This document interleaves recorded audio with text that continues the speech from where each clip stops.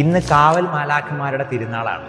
വിശുദ്ധ ജെറോം പറയുന്നുണ്ട്, ഓരോ ആത്മാവും ജനിക്കുമ്പോൾ തന്നെ ഓരോ കാവൽ മാലാഖയും അവന് നിയോഗിക്കപ്പെടുന്നു എന്നുള്ളത്.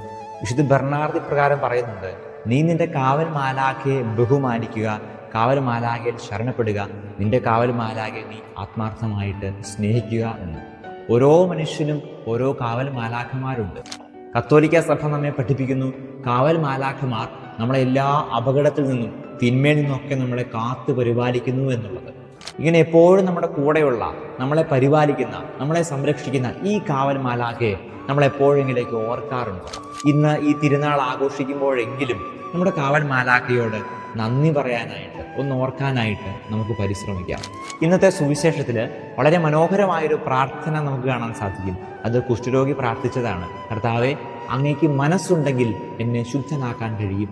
നമ്മുടെയൊക്കെ പ്രാർത്ഥനകളിൽ ഏറ്റവും കൂടുതലായിട്ട് വരേണ്ട ഒരു മനോഭാവമാണ് ഇത് എനിക്ക് തോന്നുന്നു. ഈ കുഷ്ഠരോഗി പ്രാർത്ഥിച്ചതുപോലെ, കർത്താവേ, അങ്ങേക്ക് മനസ്സുണ്ടെങ്കിൽ മാത്രം മതി, എൻ്റെ ഇഷ്ടമല്ല, അങ്ങയുടെ ഇഷ്ടത്തിനാണ് ഇവിടെ പ്രാധാന്യം കൊടുക്കുന്നത്. അങ്ങേക്ക് മനസ്സുണ്ടെങ്കിൽ എന്നെ ശുദ്ധനാക്കുക, ഇനി ശുദ്ധനായില്ലെങ്കിലും എനിക്ക് പ്രശ്നമൊന്നുമില്ല. നോക്കൂ, എത്ര മനോഹരമായ പ്രാർത്ഥനയാണത്.